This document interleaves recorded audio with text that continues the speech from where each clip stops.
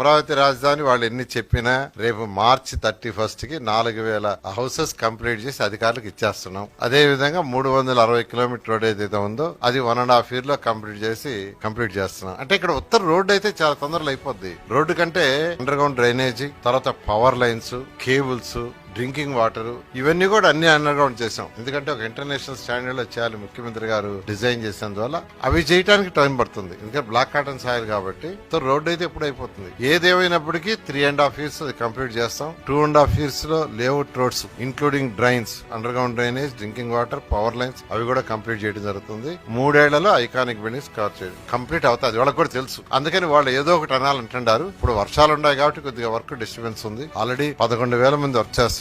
వర్షాలు తగ్గితే దాదాపు 15,000 మంది మినిమం వర్క్ చేస్తుంటారు. వర్క్ ఎంతో వేగవంతంగా జరుగుతుంది. వచ్చి చూడమనండి, వచ్చి చూస్తే తెలుస్తుంది. ఊరికే మాట్లాడటం కాదు. అంటే వాళ్ళు ఏం మాట్లాడతారో వాళ్ళకి తెలియదండి.